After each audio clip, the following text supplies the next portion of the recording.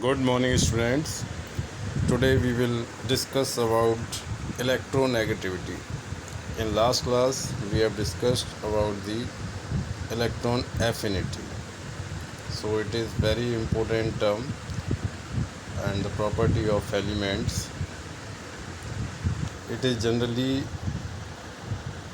explained in term of covalent bonding, not for a single atom. For example, there are two atoms A and B, and both make a covalent bond. दोनों covalent bond बनाते हैं अपने अपने electrons को share करके। ठीक है, अब एक्चुअल में क्या होता है, ये जो न्यूक्लियस है ए का,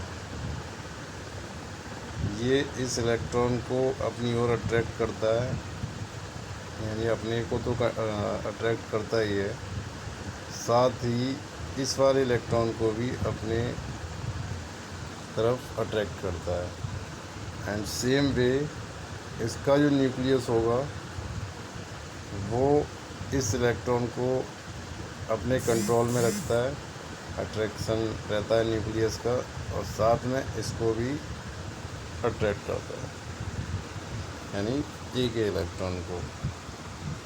इसी टेंडेंसी को हम क्या कहते हैं, इलेक्ट्रोनेगेटिविटी।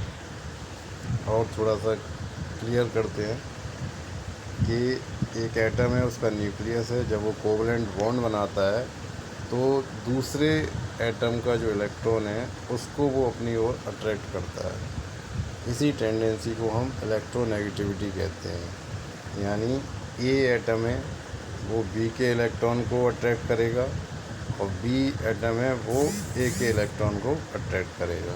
ठीक है, ये जो टेंडेंसी है it is electronegativity. Single atom अगर कोई है, उसका इलेक्ट्रॉन है, वो उसको अट्रैक्ट कर रहा है, तो वहाँ पर इलेक्ट्रोनेगेटिविटी यूज नहीं की जाएगी। ये केवल तभी इफ़ेक्टिव है, तभी इसकी बात करेंगे जब यहाँ पर दो एटम हो, है ना, या दो से ज़्यादा हो, उनके बीच में कोवलेंट बॉन्ड हो, और उनके इलेक्ट्रॉन्स को जब कोई न्यूक्लियस अपनी ओर अट्रैक्ट करता है, then it is called electronegativity. Okay, so it is the tendency of a covalent bonded atom to attract shared pair of electron towards itself. यानी जो पेयरिंग का इलेक्ट्रॉन है अपना इलेक्ट्रॉन है, और साथ में दूसरे एटम का इलेक्ट्रॉन है, उस पूरे shared pair of electron, share माने जुड़ा हुआ है। कैसे जुड़ा हुआ है? Covalent bonding. कोवलेंट बॉन्डिंग कैसे होती है? शेयरिंग में होती है। जब हम उसको अट्रैक्ट करते हैं, उसको एटम अट्रैक्ट करता है, तो इस इफ़ेक्ट को या इस टेंडेंसी को हम क्या बोलते हैं? इलेक्ट्रोनेगेटिविटी। देखिए यहाँ पर ए एंड बी दोनों के बीच में कोवलेंट बॉन्ड है, और जब ये ब्रेक होते हैं तो ए पर नेगेटिव चार्ज है, बी पर पॉजिटिव चार्ज है। इसका मीनिंग क्या हुआ कि electronegativity, E N means electronegativity, और ए लिखा हुआ है, it means electronegativity of a atom that is greater than electronegativity of B atom. Similarly, electronegativity of A atom in second, it is lesser than electronegativity of B. देखिए ये क्या होता है, हम दूसरा इसमें एक इफेक्ट की बात करेंगे। यहाँ पर एटम हमारा A है और ये एटम B है, ठीक है, और इनके बीच में ये कोवलेंट बॉन्ड है। एक्चुअल में जो कोवलेंट बॉन्ड होता है ना, वो किस तरीके से बनता है? ए इसका एक इलेक्ट्रॉन होगा, एंड बी इसका भी एक इलेक्ट्रॉन होगा। ए और बी दोनों का जब एक एक इलेक्ट्रॉन होगा, तो उसके बीच में ये जो सिंगल लाइन दिखाई जा रही है, it shows covalent bond. Okay, अब क्या होता है कि टेंडेंसी एक ही है कि वो बी को अपनी ओर अट्रैक्ट करे, बी के इलेक्ट्रॉन को अपना तो करेगा ही, और बी की टेंडेंसी है कि वो इसको अपनी ओर अट्रैक्ट करे। ठीक है, अब पॉसिबिलिटी ये है कि ए की इलेक्ट्रोनेगेटिविटी, यानी ए की जो शेयर्ड पेयर इलेक्ट्रॉन है उसको अपनी ओर अट्रैक्ट करना या पुल करना या खींचने की जो टेंडेंसी है वो बी के कंपैरिजन में ज़्यादा है। तो क्या होगा, देखिए ये पूरा जो लोन पेयर है ये हमारा इस ओर शिफ्ट हो जाएगा, ठीक है। इसी तरीके से जो दूसरा है वो भी हमारा इसके अपोजिट डायरेक्शन में हो जाएगा, ठीक है। अगर ए का हमारा ज़्यादा है तो वो बी से ए की तरफ चला जाएगा, और जब बी का ज़्यादा है तो वो इलेक्ट्रोनेगेटिविटी अगर बी की ज़्यादा है तो वो ए से बी की तरफ इलेक्ट्रॉन पेयर शिफ्ट हो जाएंगे, ठीक है। अब यहाँ पर क्या होता है कि जो शेयर्ड पेयर ऑफ इलेक्ट्रॉन्स हैं, है ना, वो जैसे ही शिफ्ट होंगे, देखिए इस तरीके से अब वो शिफ्ट हो गया, है ना। एक सेकंड, इसको मैं, वो शिफ्ट हो गया तो क्या होगा, ए, यहाँ हम बात कर रहे हैं कि ए और बी के बीच में 2 इलेक्ट्रॉन पेयर हैं और ए की इलेक्ट्रोनेगेटिविटी हाई है, तो जो शेयर्ड पेयर ऑफ इलेक्ट्रॉन है वो ए की तरफ चला जाएगा। देखिए किस तरीके से, ये एंड ये, और बी से इलेक्ट्रॉन पेयर है वो चला गया, बी पर कुछ नहीं है। दोनों इलेक्ट्रॉन पेयर हमने एक के ऊपर इस तरीके से रिप्रेजेंट कर दिए, ठीक है। तो यहाँ पर क्या होगा, नेगेटिव चार्ज, और जब इधर कुछ नहीं बचा तो यहाँ क्या हो जाएगा, positive charge. Is it clear. A और बी दोनों के बीच में एक एक इलेक्ट्रॉन पेयर है, और जब दोनों पेयर मिल कर के शेयर्ड पेयर ऑफ इलेक्ट्रॉन्स बना लेते हैं तो उससे क्या होगा,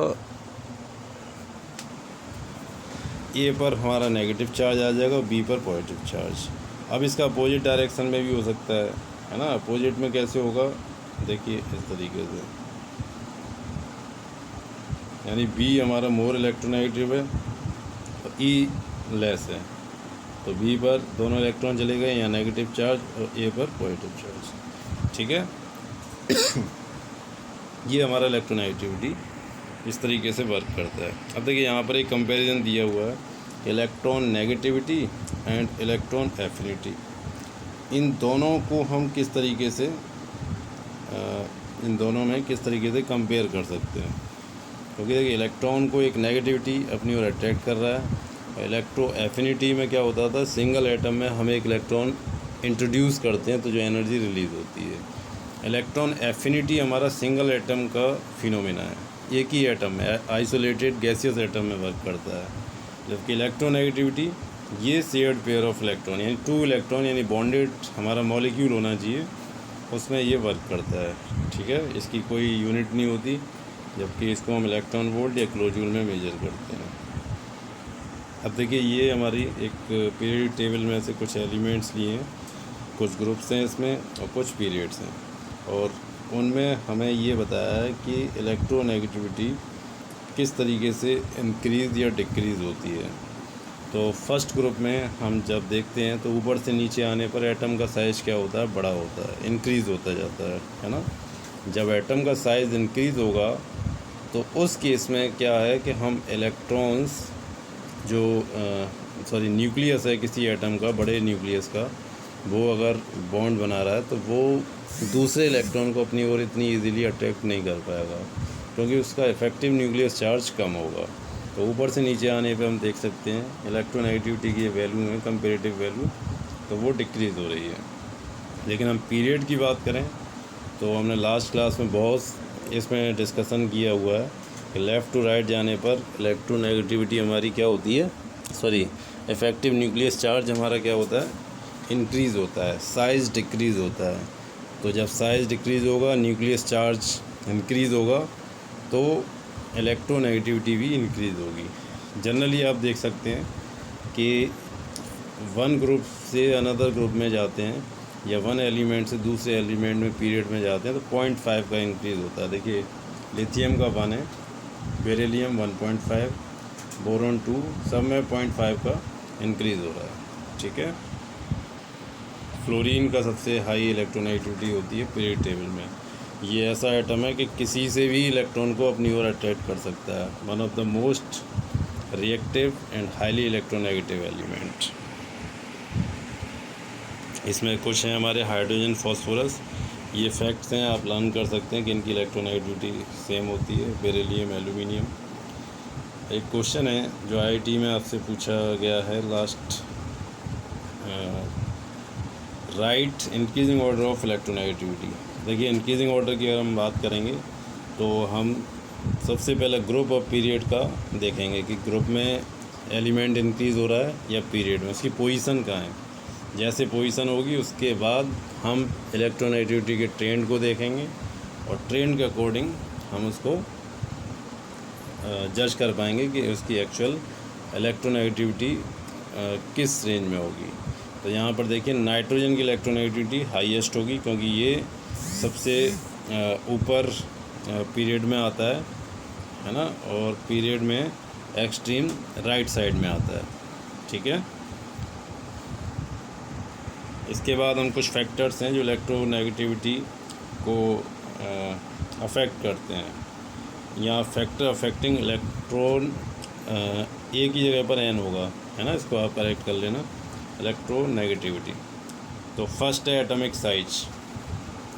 इलेक्ट्रोनेगेटिविटी और एटॉमिक साइज में इन्वर्स रिलेशन होता है, अपोजिट। यानी एटॉमिक साइज इंक्रीज़ होगा तो इलेक्ट्रोनेगेटिविटी डिक्रीज़ होगी। क्यों? क्योंकि इफेक्टिव न्यूक्लियस चार्ज क्या होगा, यहाँ पर डिक्रीज़ हो जाएगा। तो ग्रुप में हम बात कर चुके हैं पहले ही, जो हमने टेबल बनाई थी। पीरियड में भी हम बात कर चुके हैं। इफेक्टिव न्यूक्लियस चार्ज, देखिए वही फर्स्ट से को अगर हम एक्सप्लेन करेंगे फर्स्ट फैक्टर को, तो उसको सेकंड के रिस्पेक्ट में ही हम कर पाएंगे। ये बहुत इंपॉर्टेंट है, effective nucleus charge. Effective nucleus charge जितना हाई होगा उतनी इलेक्ट्रोनेगेटिविटी भी हाई होगी। इफेक्टिव न्यूक्लियस चार्ज का मीनिंग है कि न्यूक्लियस में कितने प्रोटॉन्स हैं, और जितने हाई प्रोटॉन्स होंगे उतना ही साइज हमारा स्मॉल होगा। साइज स्मॉल होगा तो वो इजीली क्या करेगा, इलेक्ट्रॉन्स को अपनी ओर अट्रैक्ट कर लेगा। Third one, shielding effect. ये हम डिस्कस कर चुके हैं पहले। शील्डिंग इफेक्ट का मीनिंग होता है कि जो आउटर मोस्ट इलेक्ट्रॉन्स होते हैं सेल्स में, वो रिपेल करते हैं। जब वो रिपेल करते हैं तो इफेक्टिव न्यूक्लियस चार्ज डिक्रीज़ हो जाएगा।